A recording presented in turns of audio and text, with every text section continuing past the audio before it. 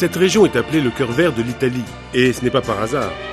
L'Ombrie se dévoile à première vue par un paysage aux lignes souples et variables, affinant les 1000 collines qui longent le panorama et qui forment ainsi un environnement naturel très suggestif. Ici, tout semble vouloir satisfaire l'homme dans la recherche de la sérénité, du mysticisme et de la paix. Il n'est donc pas étonnant qu'un des plus grands saints de l'histoire chrétienne, Francesco, Saint François, un nom qui a rendu célèbre la ville d'Assise, soit né et se soit consacré à sa foi sur ce territoire. Cette ville a été tout d'abord une cité ombrienne, et ensuite étrusque jusqu'à la conquête des Romains témoignée par le temple de Minerve qui date du 1er siècle. La naissance de la commune a assisté à l'expansion de la ville. Autour de l'an 1000, Assise, au début Ghibelline, ensuite guelfe et papale, combat durement contre la ville voisine de Pérouse, dans des batailles auxquelles même notre Francesco participera.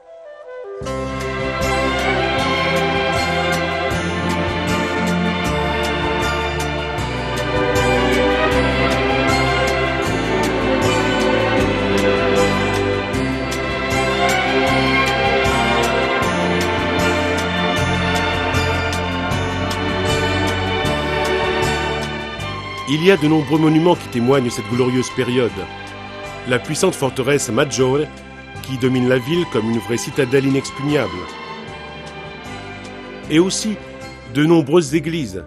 Saint-Pierre avec sa façade romane influencée par l'art gothique. La Chiesa Nuova, la nouvelle église, en style baroque, située près de la maison natale de Francesco. L'église de Santa Maria Maggiore, Sainte Marie Majeure, qui a été la première cathédrale d'Assise à être édifiée sur les ruines d'une antique église paléochrétienne. Francesco était le fils d'un riche marchand de tissus, et dans la première partie de sa vie, il préférait goûter au plaisir de sa jeunesse insouciante plutôt qu'à sa future mission de paix et d'amour.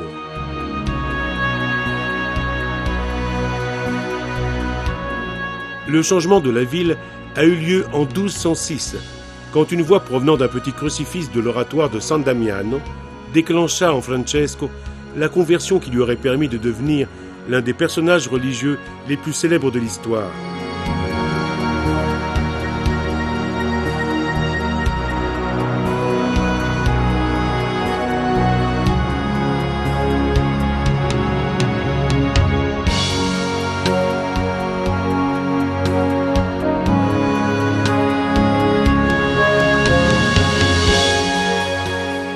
Aujourd'hui encore, la mémoire de la grande aventure du saint est rappelée de partout dans la ville. Le sanctuaire de Rivotorto, où sont conservés les grabats humbles des moines, l'Eremo delle Carceri, l'ermitage des prisons, un lieu merveilleux et tranquille où le saint aimait se réfugier et où il existe encore le chêne d'où il parlait aux oiseaux.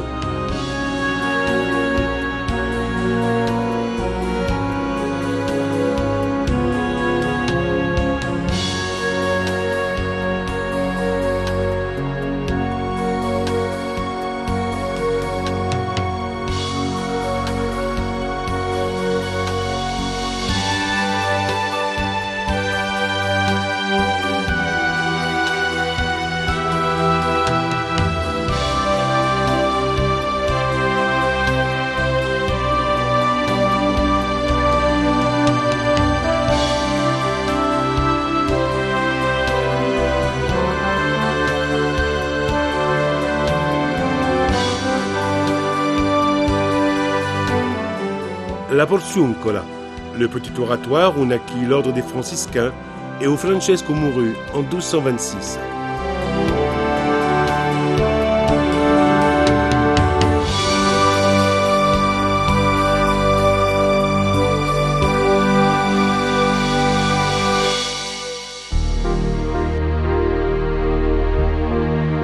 Pour finir, nous trouvons la monumentale basilique qui lui a été dédiée peu de temps après sa mort et qui constitue un des plus importants temples du monde chrétien et qui, de plus, demeure un extraordinaire musée de l'art.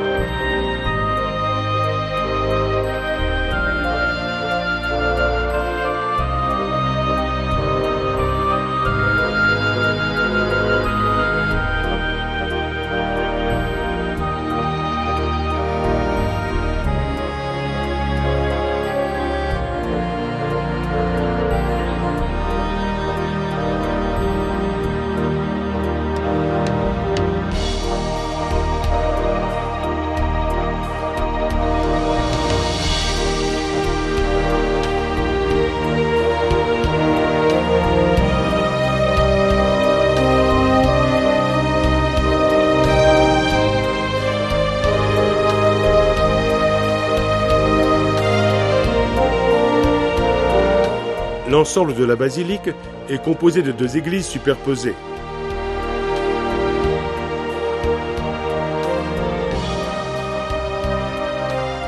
L'église inférieure est plus petite et plus mystique.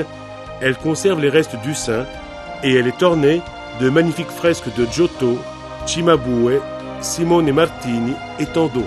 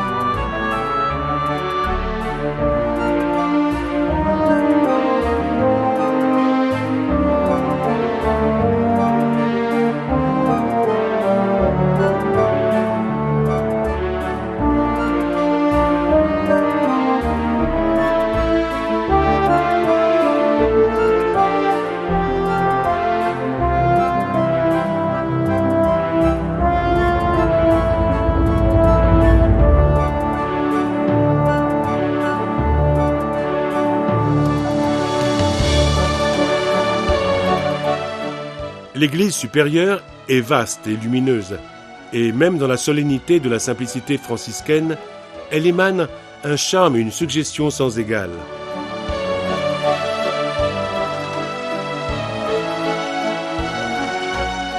Ici, les plus grands artistes du XIIIe siècle y ont travaillé, et sur ces parois se dessine l'œuvre qui a donné le plus grand changement à la peinture occidentale, celle de Giotto.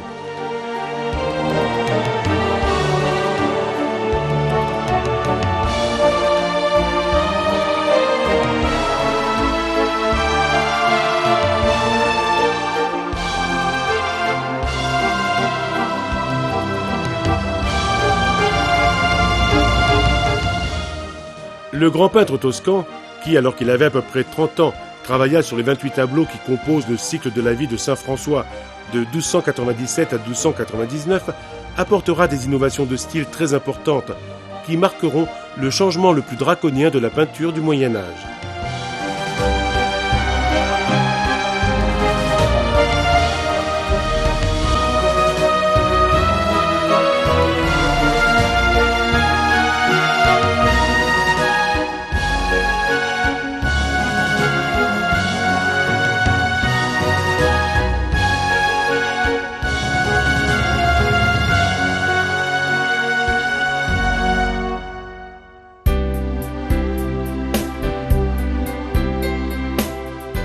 Nous nous déplaçons maintenant dans la ville voisine de Pérouse, qui, comme la ville de Terni, est une ville antique et noble, et qui a conservé de merveilleux témoignages de l'art médiéval, comme la splendide place 4 novembre, située dans la zone de la ville étrusque et romaine, et dominée par d'élégants palais médiévaux, comme celui des Priori, par la cathédrale et par la splendide Fontana Maggiore, fontaine majeure.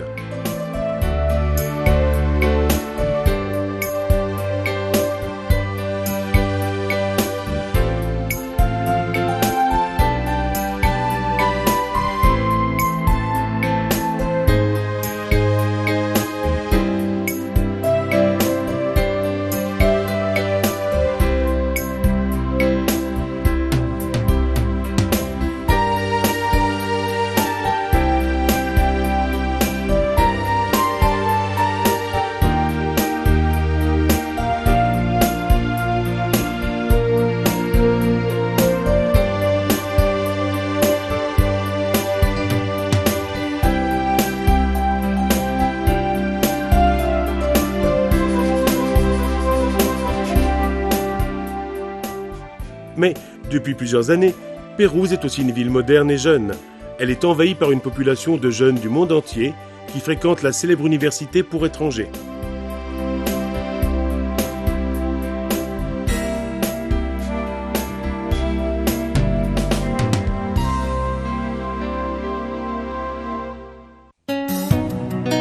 Nous descendons vers le cœur de la région et nous rencontrons un autre joyau, Spello, lieu qui, plus que les autres, conserve les plus grandes mémoires romaines. Ne serait-ce que l'inscription gravée sur la façade de l'arc à l'entrée de la ville antique qui nous évoque le grand empire du passé. Non loin d'ici, on aperçoit la grande Porta Consolare, porte consulaire, qui est l'ancienne entrée de la ville datant du 1er siècle avant Jésus-Christ.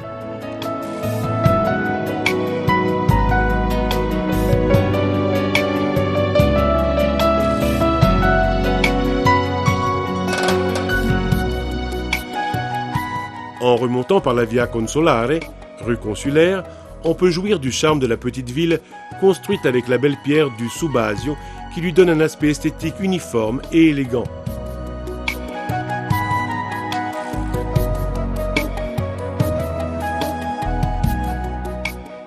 Un élargissement nous amène à Santa Maria Maggiore, Sainte Marie Majeure, qui date du XIIe siècle et qui est flanquée d'un beffroi en style roman.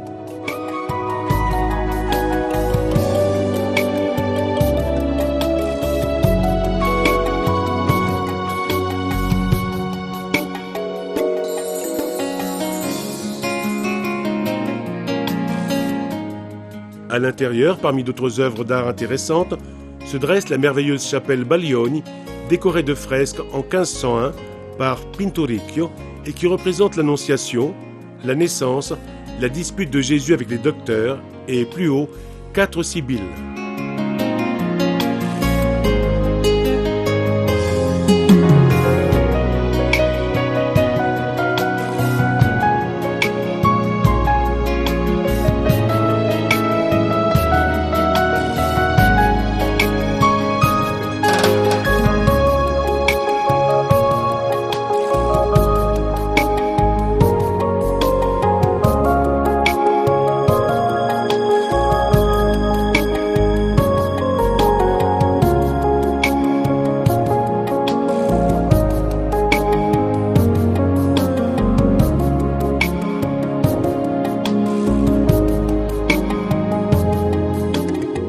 Nous trouvons une autre belle église dans la ville, celle de Sant'Andrea, qui date du XIIIe siècle.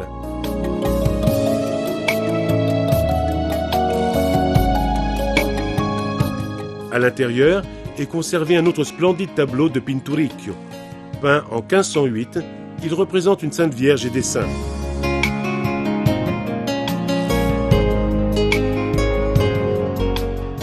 Sur le maître-autel est posé un crucifix sur toile, originaire de l'école ombrienne, tandis que d'autres fresques également intéressantes complètent la visite.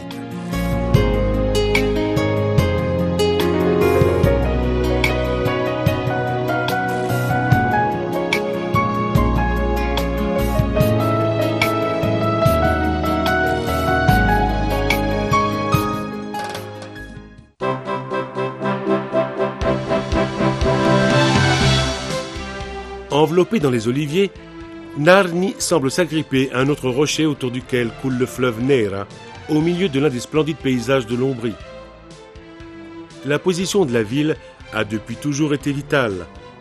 Le vieux centre ombrien, Nequinum, fut en effet conquis par les Romains en 299 avant Jésus-Christ, et la colonie Narnia, qui en suivit, sera la première installation romaine dans la région.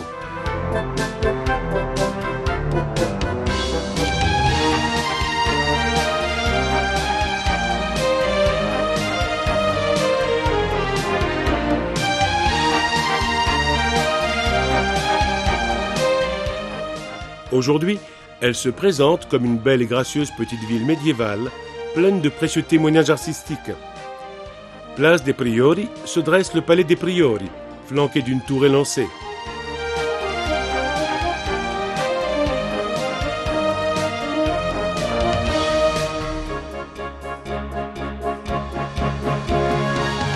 Sur son fronton se détache un petit pupitre qui servait durant le Moyen-Âge à la lecture des édits.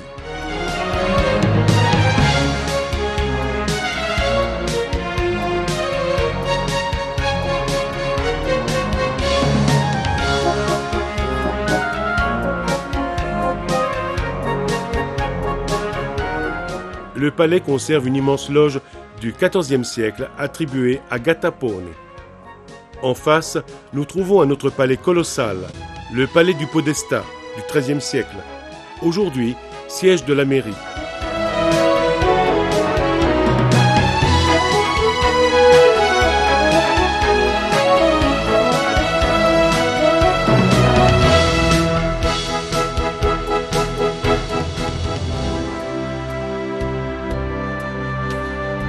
Le centre de la ville comprend place Garibaldi, autrefois place du Lac, ainsi nommée en raison de la présence d'une grande citerne d'époque romaine située au centre.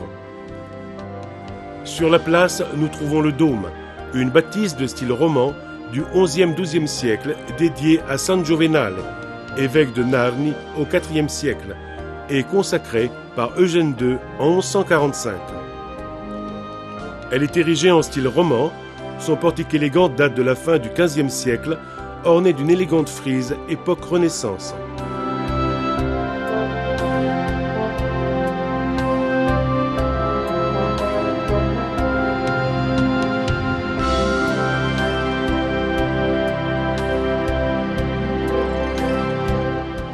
L'intérieur, à 3 nefs, est riche en œuvres d'art, en sarcophages, en statues de bois, en mosaïques et en fresques qui datent du XVe-XVIe siècle.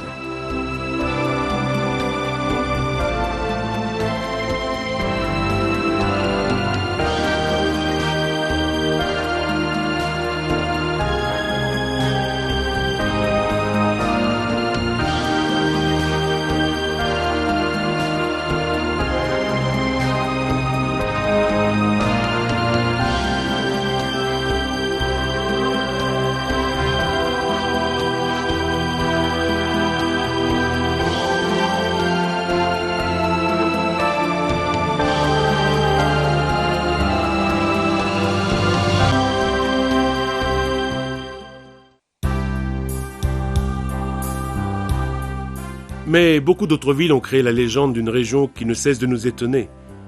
Ici, nous sommes à Orvieto, qui se détache au sommet d'un immense rocher tufacé et fait de cette ville une sorte d'île qui émerge de la grande plaine environnante.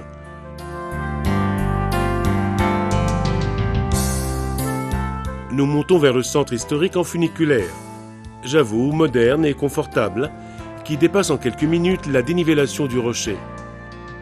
La ville date de l'époque médiévale et de la Renaissance, même si des traces de cultures plus antiques sont présentes de partout.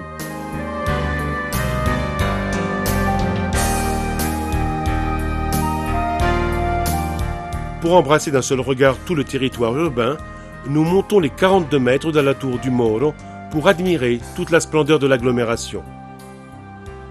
Un immense rocher naturel, aux parois escarpées et inaccessibles, a constitué immédiatement une forma urbis parfaite, une agglomération qui n'a pas besoin d'autres murs de défense dans le cas d'une prise d'assaut.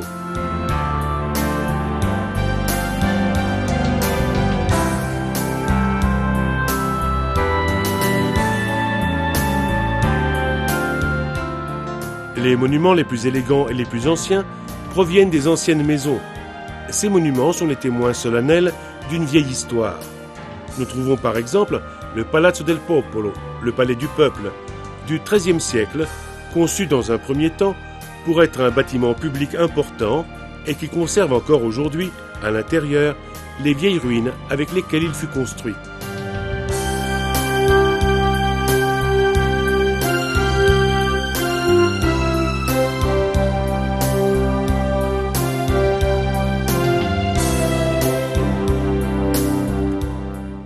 La Rocca est une splendide ville pour se promener.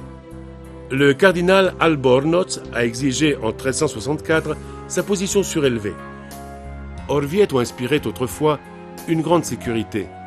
C'est ce qui poussa bon nombre de papes à choisir ce lieu comme résidence d'été. Pour assurer un bon approvisionnement en eau, un pape, précisément Clément VII, demanda à Antonio de San Gallo le Jeune de réaliser un immense puits profond de 62 mètres, devenu célèbre sous le nom de San Patrizio, qui est l'une des plus célèbres attractions de la ville.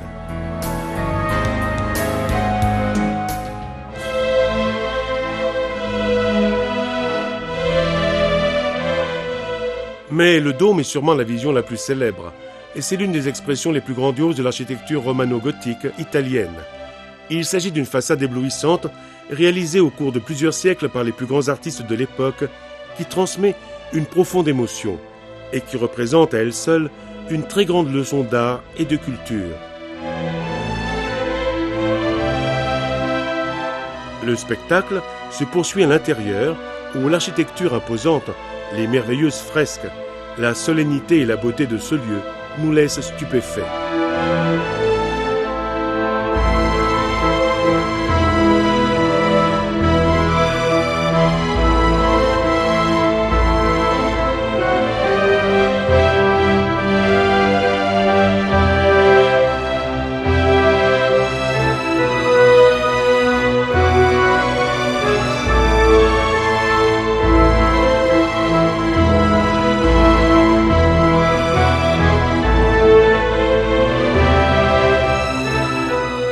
Nous trouvons ensuite la chapelle de Saint-Brizio, en mesure de nous émouvoir par une succession de fresques commencées par le Béat Angelico et achevées par Luca Signorelli, portant sur la fin du monde qui s'égrène devant nos yeux.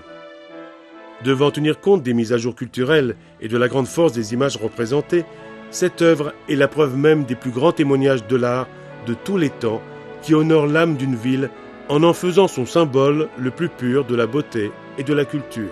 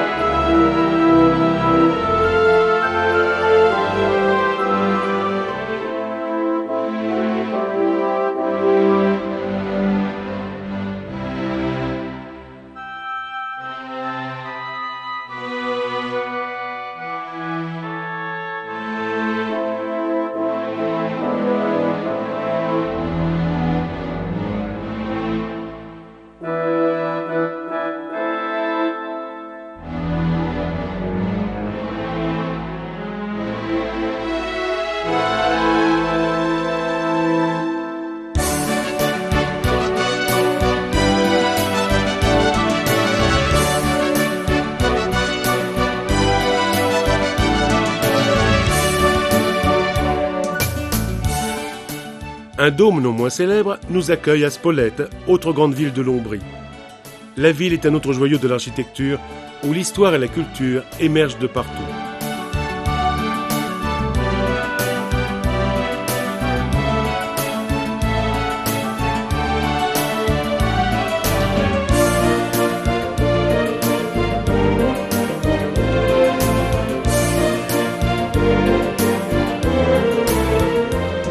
La première image qui frappe le visiteur en arrivant à Spolète, c'est l'imposant château fort, restauré il y a peu et relié à Monteluco par un grand pont remontant au XIIe siècle et qui en assurait l'approvisionnement en eau. Il fut construit par le cardinal Albornoz vers la moitié du XIVe siècle à partir d'un projet de Gattapone. Il servit aussi de résidence aux gouverneurs pontificaux et de nombreux papes s'y rendirent en visite.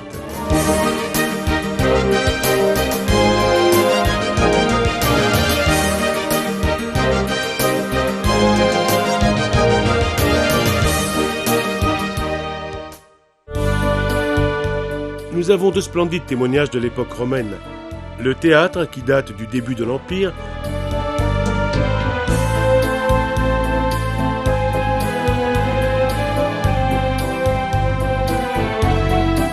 et l'arc de Druso, érigé au 1er siècle après Jésus-Christ en travertin, porte d'entrée monumentale au forum.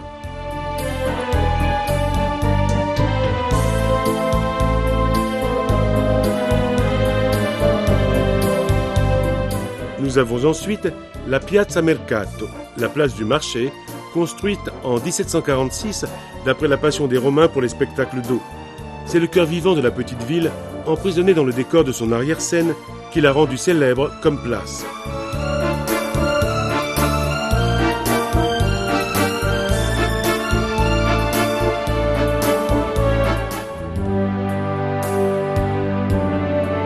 Nous avons aussi San Domenico, édifié à partir de la moitié du XIIIe siècle. Sa façade simple et austère contraste avec son intérieur d'une grande et solennelle beauté, qui conserve une collection d'innombrables objets d'art et d'art décoratif, tels que statues, sculptures et fresques du XIVe et XVe siècle.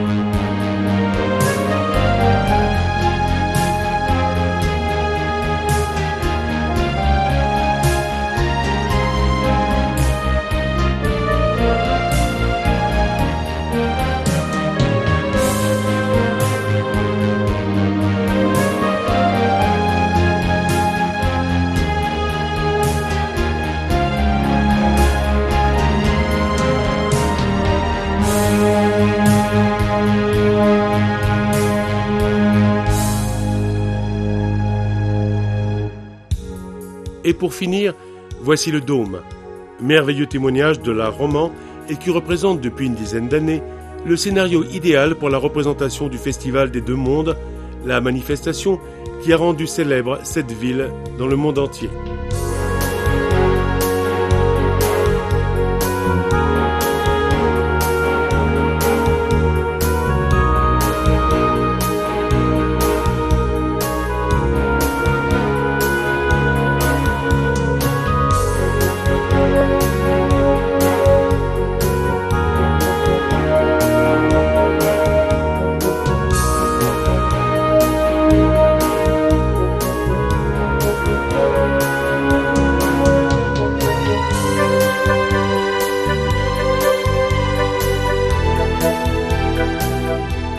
Érigée dans le style roman au XIIe siècle, elle présente une façade spectaculaire, dominée au centre par la belle image byzantine du Christ assis sur le trône.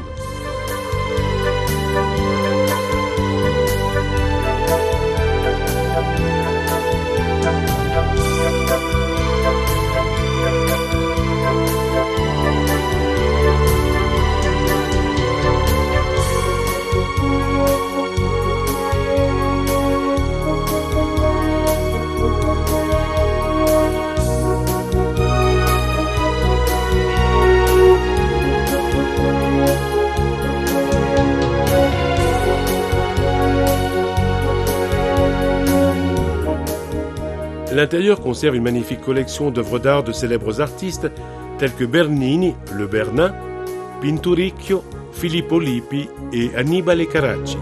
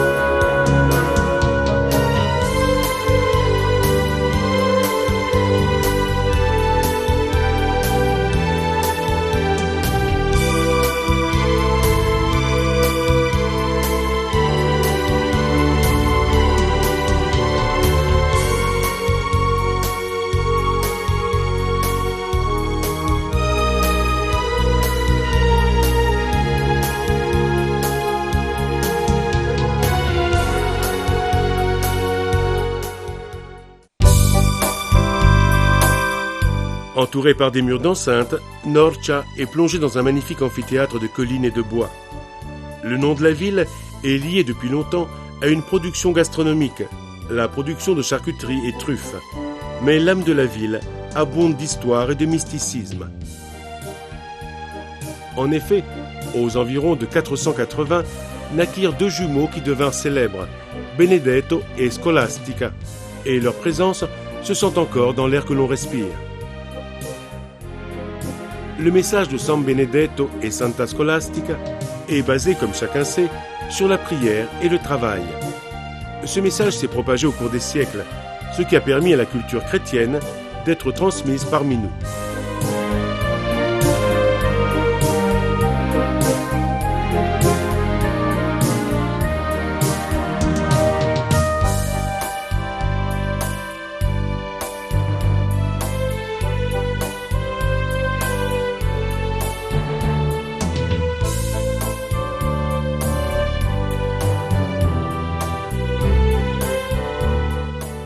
La place consacrée aux saints, dominée par la belle vision gothique de la basilique datant du XIIIe siècle, est au cœur de la ville.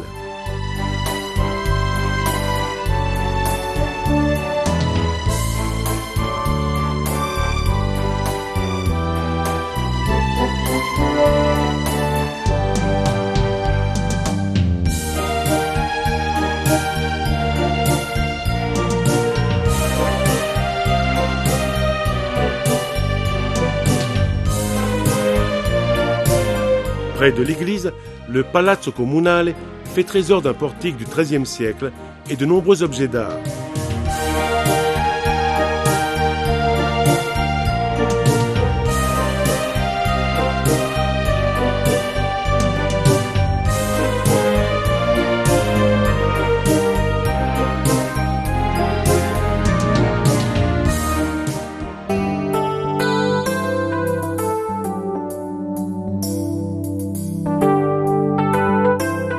La place est fermée par une imposante masse de la Rocca, dite également Castellina, érigée par Vignola en 1554.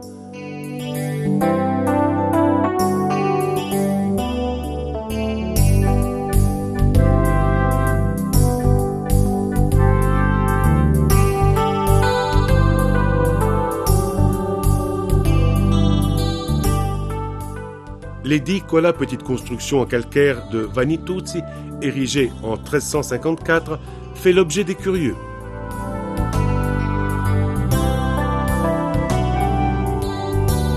Et pour terminer, nous avons deux églises intéressantes.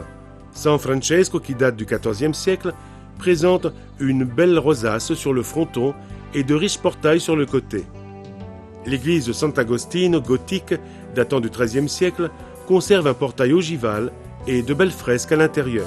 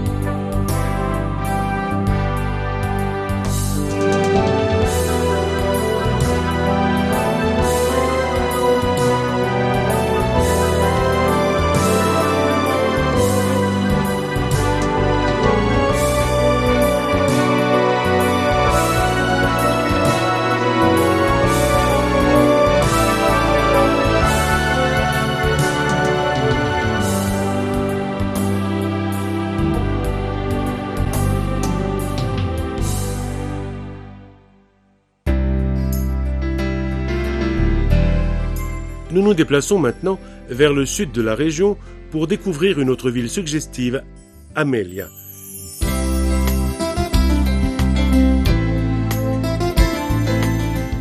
Les grands murs qui l'entourent sont formés d'énormes blocs en pierre disposés avec une habileté incroyable et forment un rempart qui nous fait comprendre encore aujourd'hui l'importance stratégique de la ville.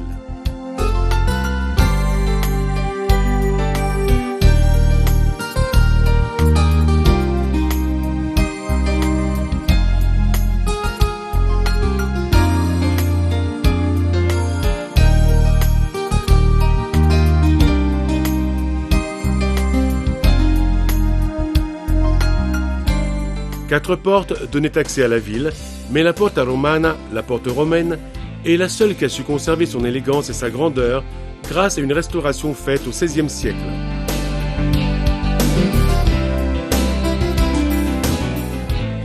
La ville est parcourue par plusieurs rues qui donnent l'impression d'être enfermée entre les nombreux édifices de différentes époques, donnant dans l'ensemble un effet de bon ton.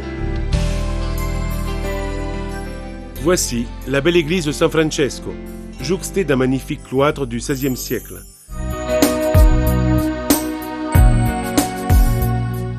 L'intérieur est vaste et spectaculaire. Il a été construit en forme de croix latine et a été restauré en 1767.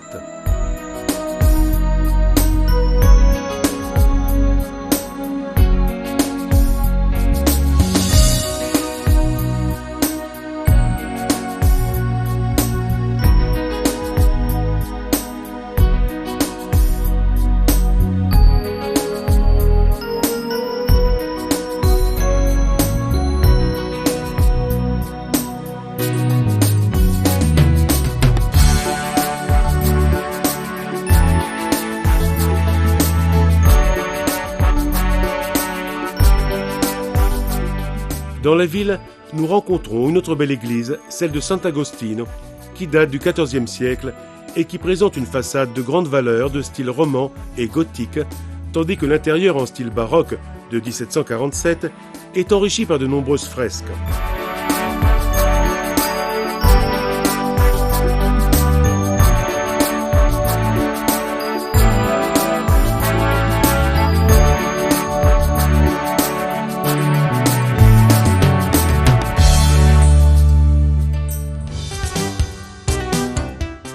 Mais l'église la plus importante de la ville est sans aucun doute le Duomo, le dôme.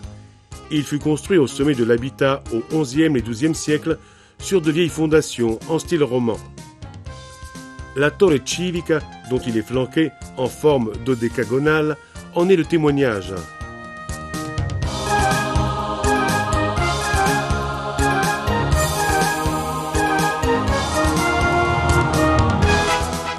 L'intérieur est vraiment grandiose. Il possède une seule nef et est enrichi de 10 chapelles et de nombreux chefs-d'œuvre.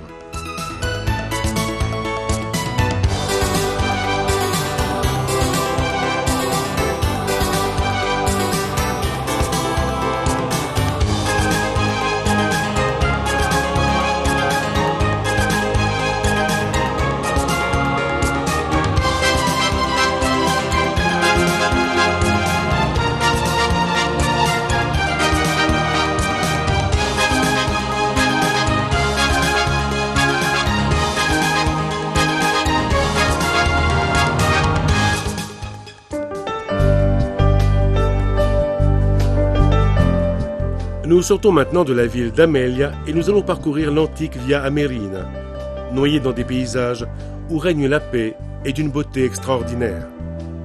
Luniane in Teverina est notre bourg de destination. Le bourg est situé dans un endroit splendide, au centre d'une vallée verdoyante où jadis plusieurs familles de haut rang habitèrent. Et ainsi, leurs demeures rendirent l'aménagement urbain particulièrement élégant. Le village fut fondé en l'an 600 après Jésus-Christ et au XVe siècle, il devint une commune libre.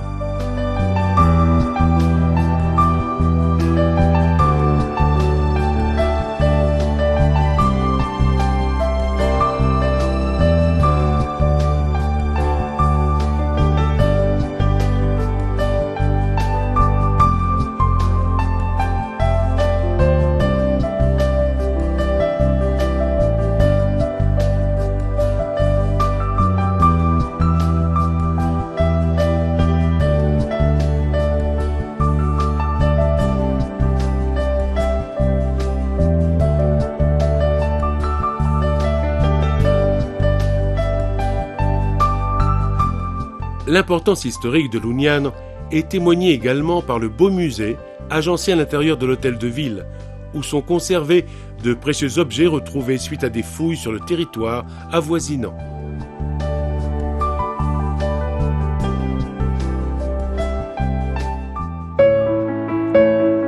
Le plus grand attrait de la ville, qui vaut la peine d'être visité, est sans aucun doute l'église collégiale de Santa Maria Assunta, l'un des monuments en style roman les plus significatifs de la région.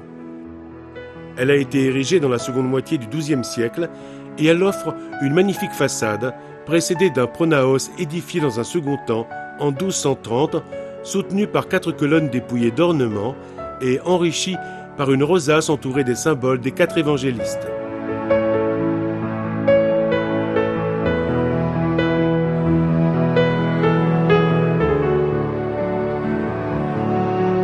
L'intérieur en croix latine est composé de 3 nefs séparées entre elles par 4 colonnes cylindriques surmontées de chapiteaux décorés de différents motifs décoratifs.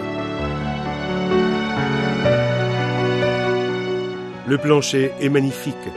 Il est composé d'une précieuse mosaïque cosmatesque composée de bandes de marbre blanc, vert et rouge, symbole des couleurs liées aux vertus théologales.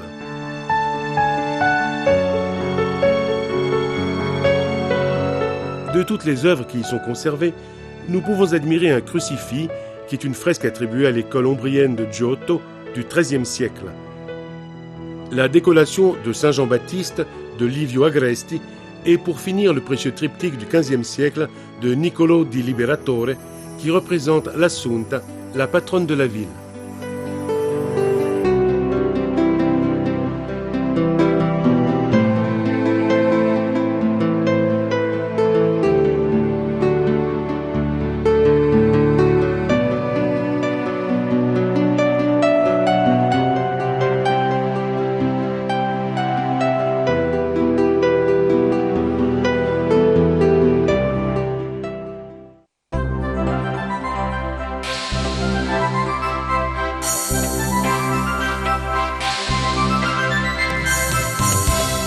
À quelques kilomètres de Lugnano s'élève un château majestueux qui nous replonge en plein Moyen-Âge.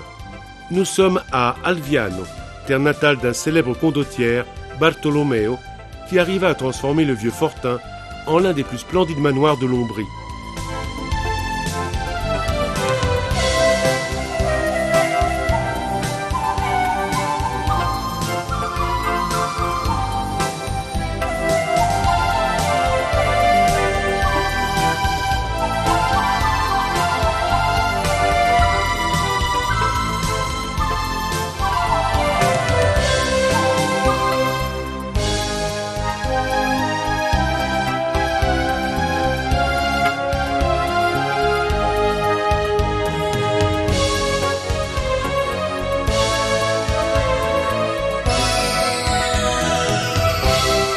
Restauré récemment, l'édifice donne plusieurs bonnes raisons d'être visité, de sa belle cour en plan carré à la chapelle de San Francesco.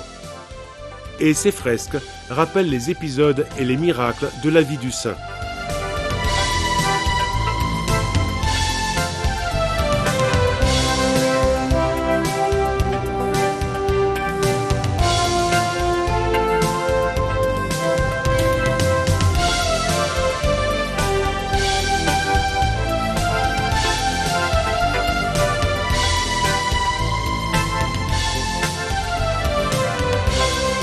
Ensuite, il y a le beau musée de la civilisation paysanne, installé dans les grandes salles des souterrains, qui est la représentation proprement dite du bon vieux temps.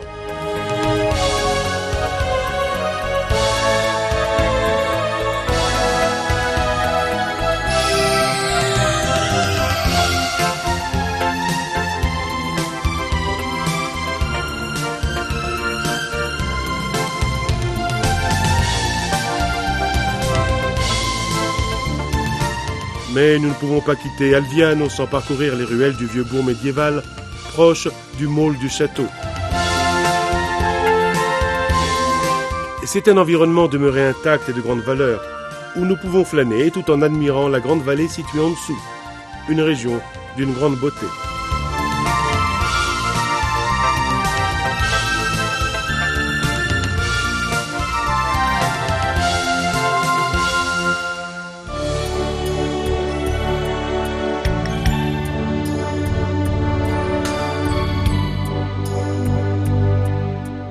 Laissons cette merveilleuse région en visitant plus précisément l'un des endroits les plus doux et les plus spectaculaires.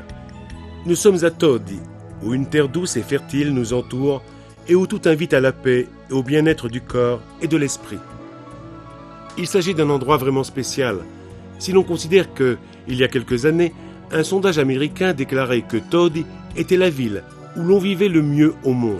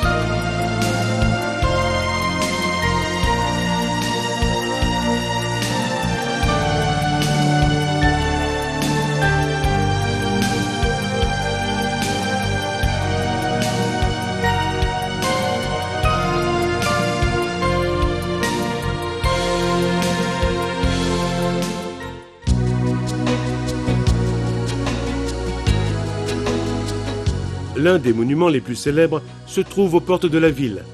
C'est Santa Maria della Consolazione, Sainte Marie de la Consolation.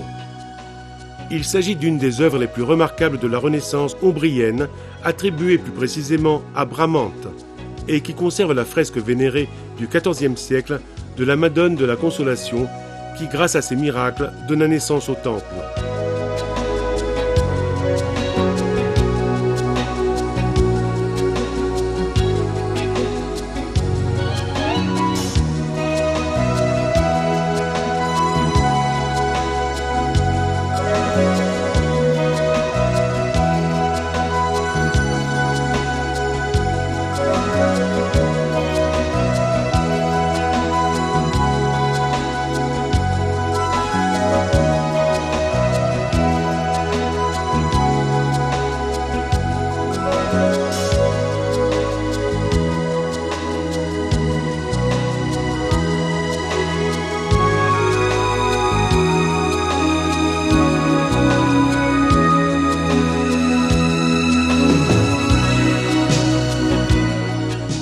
Piazza del Popolo, la place du peuple, est le vrai cœur de la ville.